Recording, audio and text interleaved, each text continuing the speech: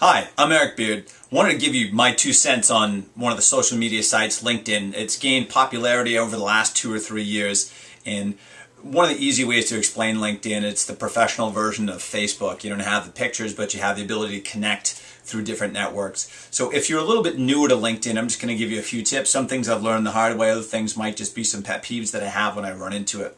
When you begin your LinkedIn profile, it's going to ask you to build your profile. And part of building the profile is getting some professional recommendations from people that you've worked with, or people that have hired you, or people that have been clients of yours in the past, colleagues or employers. And that is a valuable part of building your LinkedIn profile. So I would recommend that you do it, but the profile unwittingly prompts you to do so. So you might have someone that you just started working with at a company, and LinkedIn is going to prompt you to ask that person to give you a recommendation. Now, there are many times when that's appropriate, and there are other times when it aren't, and when it's not appropriate. This just kind of happened with me, and the person might see the video, and so I'm not picking on that person because it's happened before, and I might have done it to other people. But if you are going to ask someone for a recommendation, just make sure that it's someone that you've worked with for a substantial portion of time. Not necessarily to the same extent that you would ask for a recommendation, a written recommendation for a job interview. There's probably a little bit less formality to it than that. But there should be some sort of body of work or relationship that you have to be able to ask the cat. Sorry, the cat's here. Usually the dog barges in the video, or a child. Now it's the cat who's hiding over there. Oh, all right, hold on. It's on the computer. I'm not starting over. There's the cat.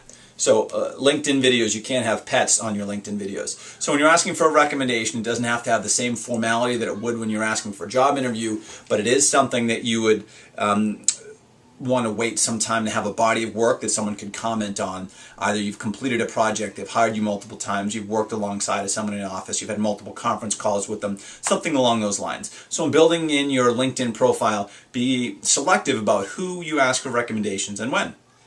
And remember, if you do get a recommendation that you don't care for, you can ask for someone to edit it and then set it back, or you can just choose not to post it in your profile. I know a friend of mine asked me to post a recommendation for them, and someone, Stacy Madden, who I enjoyed working with tremendously at the National Academy of Sports Medicine, had nothing but great things to say, and I switched a word in her recommendation. I made a typo.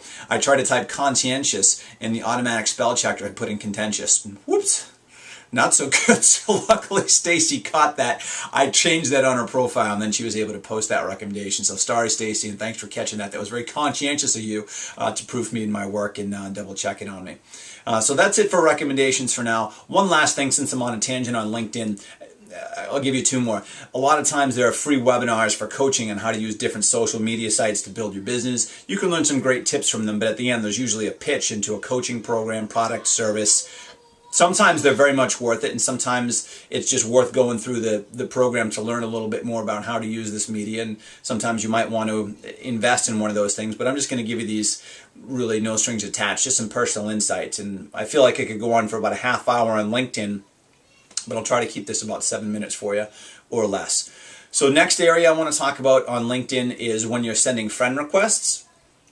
You're required to have someone's email or be a colleague associated with someone at a company that they've worked with in the past, or have attended an event that you've shared in the past. If you are sending someone if you are sending someone an invitation and you don't really know them all that well or at all, and you choose to say that you've worked with them or attended the same conference as them, in the message that you send to them, try to personalize that a little bit. I get invitations frequently, and I'm very open with my LinkedIn profile. As long as someone's in the industry, I'll pretty much connect with them. But there's the standard or canned 1 or 2 invitations that you can get sent out. And if it's someone that you know, it's just your buddy from high school, and you're just looking to connect, put it on there. You don't have to send a message. You know who each other are. But especially if you're going outside of your network, or if you're asking someone to connect with you and they might not know who you are, individualize that message. Say like, hey, Mr. Smith, I saw you on LinkedIn. It looks like we have some similar profiles. I'd love to connect. Or, hey, it sounds like we're in the same industry. I'm interested in learning more. Hey, I'm looking to connect with like-minded individuals. But don't say, because you're a person I trust, I'd like to add you, add you my network in LinkedIn. That's not true, because you don't trust them because you don't know them. So there's got to be not just this random, let's invite as many people as possible. Let's start to work on building the relationships just a little bit and take a minute or two and put a very brief introduction on there. I know with me, as I will use part of that standard, excuse me, put the cat down on my leg, standard invitation, but I will preclude that, or before that, I'll put their name, I'll put in a short note, and then I'll say, because you're a person I trust, I'd like to add you to my network on LinkedIn. So you can use that, but individualize it, or just say, hey, it's me from this and that, and that's okay. That goes a long way.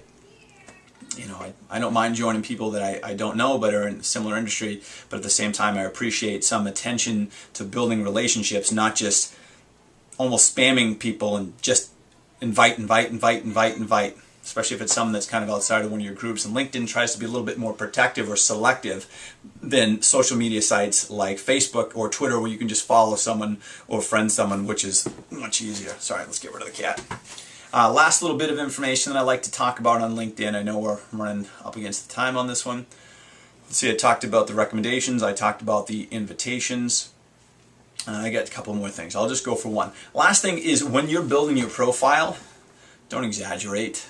You want to fill up your profile. You want to be inclusive with things that you've done. You want to demonstrate the body of work that you've done in multiple industries. But don't lie. I was working with an individual who blatantly lied about how many people they supervised, about the responsibilities, about writing this extensive sales manual, and the rest of us were like, wow, where's that manual? I'd like to see it. Or who are the people they're managing? Because I didn't think that many people worked at that location.